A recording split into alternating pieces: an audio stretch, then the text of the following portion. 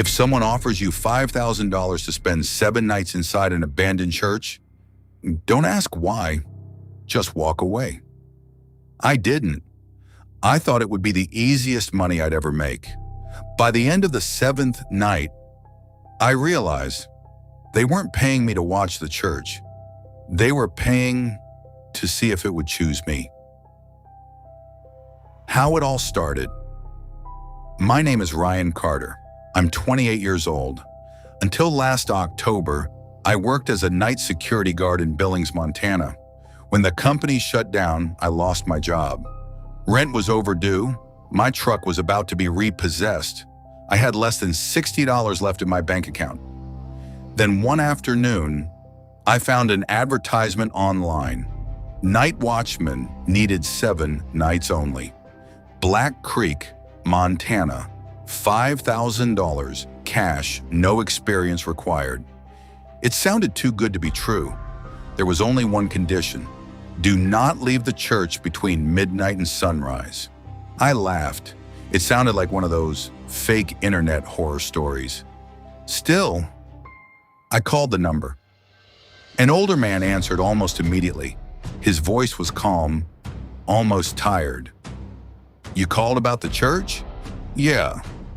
You still interested after reading the rules? I need the money. There was silence. Finally, he sighed. Come tomorrow. Arriving in Black Creek. The next afternoon, I drove 3 hours into the mountains. Black Creek wasn't really a town anymore. Most buildings were abandoned.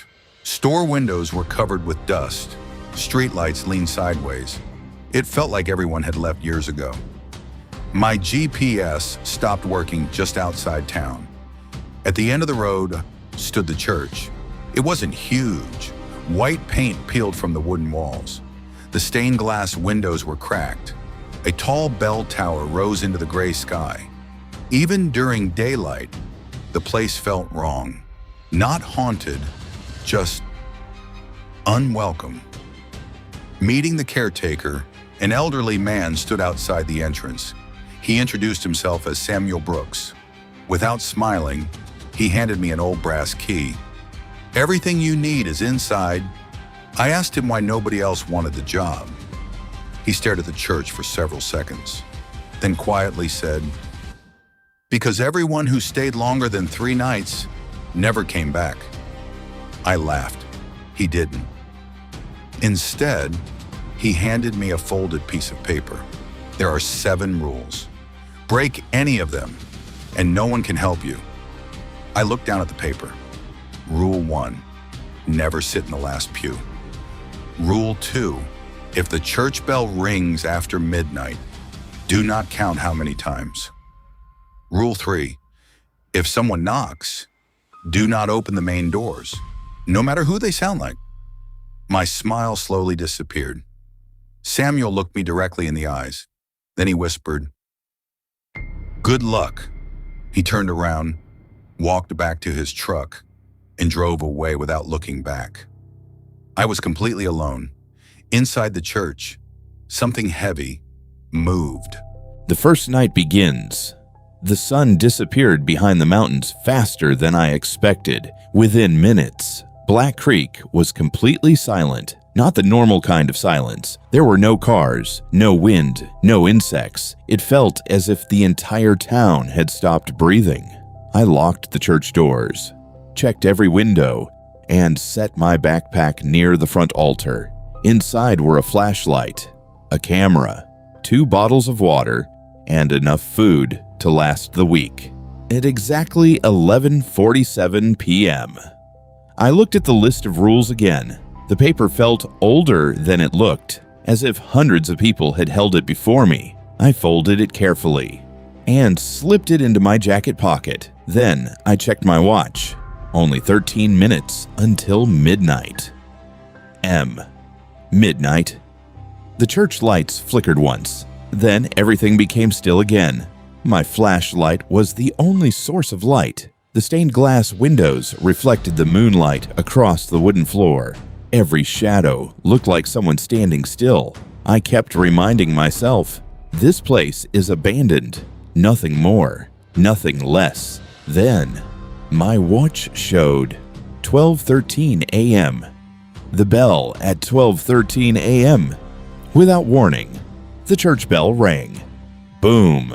One heavy ring echoed through the empty building. My entire body froze. Samuel's second rule came rushing back into my mind.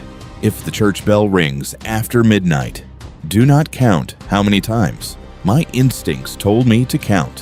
1, 2, 3. Instead, I covered my ears. The sound continued. Slow, heavy, ancient. After several seconds, it stopped. I looked toward the bell tower. There was no movement, no rope swinging, nothing, just silence. Then, I heard something else, a single footstep from somewhere behind me. The footsteps. I turned around immediately. Nothing. Only rows of old wooden pews. My flashlight swept across the room. Left, right, nothing. Then, another step. Closer this time. It sounded like wet shoes walking across old wood. Step, step, step. The sound stopped near the back of the church, exactly where the last pew stood. I raised my flashlight. But before the beam reached the end of the room, I remembered the first rule: never sit in the last pew. For some reason, I also felt like I wasn't supposed to look at it for too long. My heart pounded inside my chest. The air suddenly felt colder. Then, I heard something I knew couldn't be real. A slow, deep breathing sound coming from the darkness behind the last pew.